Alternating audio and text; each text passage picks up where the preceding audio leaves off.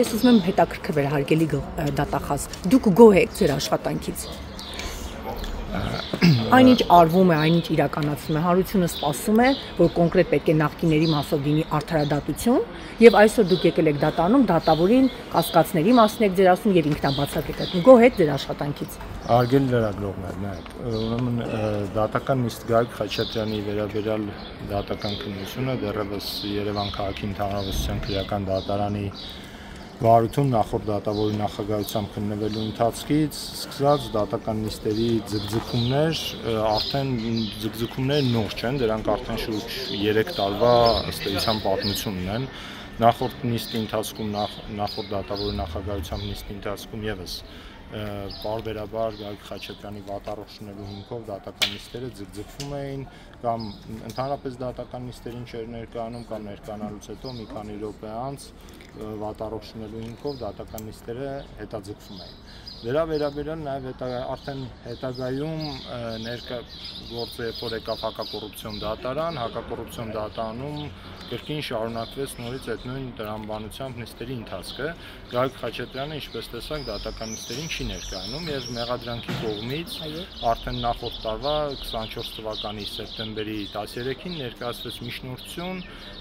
դա հանձնաժողովային դատաբժշկական փորձաքննություն նշանակելու մասին վերաբերյալ, որպեսզի պարզվի ի վերջո Գագիկ Խաչատրյանը ինչ հիվանդություններով է տառապում, այդ հիվանդությունները Հայաստանի Հանրապետությունում բուժել հնարավոր է թե հնարավոր չէ եւ նոր դրանից հետո անդրադառնալ արդեն մեկնման հարցին։ Սակայն դատավորը ըստ էության փաստացի նույնիսկ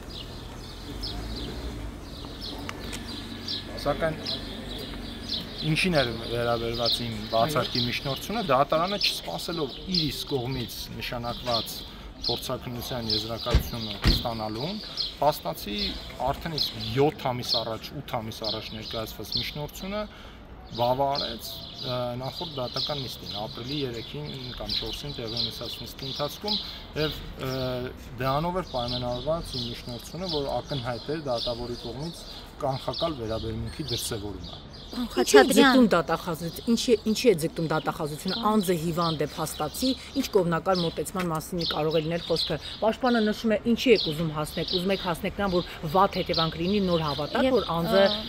վատ վիճակում է։ Պարոն Սարգսյան, ի վերջո նաև միանգամից այս հարցին պատասխանեք, արդեն իսկ հրապարակվեց փորձաքննության եզրակացությունը եւ հաստատվեց, որ Գերմանիայում սեղմ ժամկետում Խաչատրյանը բուժման կարիք ունի։ Ի վերջո դուք որպես պետության ներկայացուցիչ ինչ քայլեր եք ձեռնարկելու անհապաղ այդ սեղմ ժամկետներում, որ ապահովի Գագիկ Խաչատրյանի բուժումը Գերմանիայում։ Փաստացի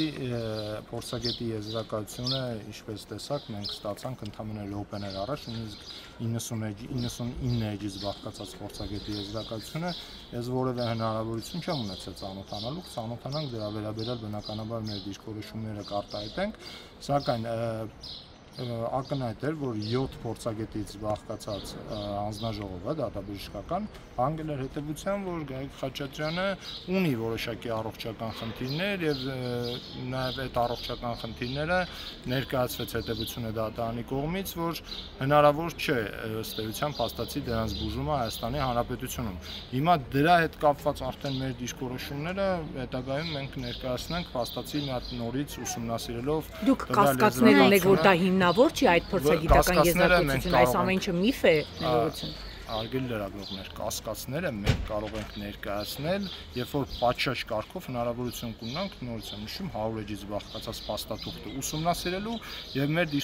դիրքորոշումները հայտնելու։ Այս պայդրությամբ ես տեղակ եմ այնքանից, որքանով որ դուք ինքներդ նիստի դահլիճում լսեցիք։ Այո, նորից եմ կրկնում, փաստացի 7 հոգանոց խմբից փորձագետներից բաղկացած հանձնաժողովը հանգել էր հետևության, որ այո, առկա է ողնաշարի հետ կապված խնդիրներ եւ դրանց բուժումը հնարավոր է միայն Գերմանիայի Դաշնությունում, թե դրա հետ կապ որքանով են օբյեկտիվ այդ հետևությունները կամ սուբյեկտիվ այդ հետևությունները, դրա վերաբերյալ այս պայդրությամբ ես դիրքորոշում չեմ կարող հայտնել։ Երբ եք ձեր եզրակացությունը մենք Մենք եզրակացությունը մենք չենք հրապարակել, եզրակացությունը արդեն իսկ դատարանը հրապարակեց։ Եզրակացությունը ընդհանրապես մենք ծանոթանալու ենք եզրակացությանը եւ բացի այդ, ինչ վերաբերում է դուրս թողնել չթողնելու հետ կապված, Գագիկ Խաչատրյանը փաստացի արդեն իսկ նախորդ դատական նիստի ընթացքում ապրիլ ամսից 2 ամսով նրան դատարանի կողմից, ինչի վերաբերյալ է այնպես ինչի կապակցությամբ էլ ես ներկայացրեցի իմ բացարկի միջնորդությունը, արդեն իսկ 2 ամսով թույլ է տվել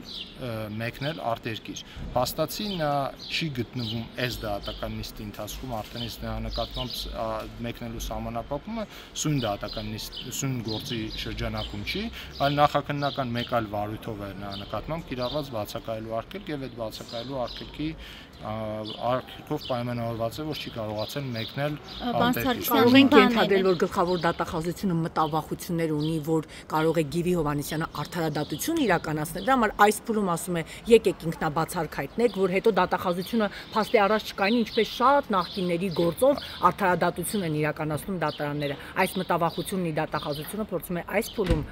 Գիվի Հովհաննիսյանին հեռացնել։ Գիվի Հովհաննիսյանին որը մեկը որ այսպես ասած միտումնավոր որևէ կերպ չի փորձում հեռացնել գործից։ Ես մեկնաբանեցի եւ ինձ թվում է այն մեկնաբանությունները շատ ողջամիտ էին, թե ինչի կապակցությամբ ներկայացվեց բացարկի միջնորդությունը, եւ մենք շատ ուրախ կլինենք, որպեսզի դատարանը սույն գործով իրականացնի արդարադատություն, իրական արդարադատություն։ Տեսականորեն ընդունենք, որ մեր նպատակը հենց դա է, որ իրականացվի սույն գործով իրական արդարադատություն։ Տեսականորեն ընդունենք, որ դուք ճիշտ եք, դատավորն էլ չի սպասել իր իսկ նշանակած փորձաքննության պատասխաններին եւ թույլատրել է մեկնել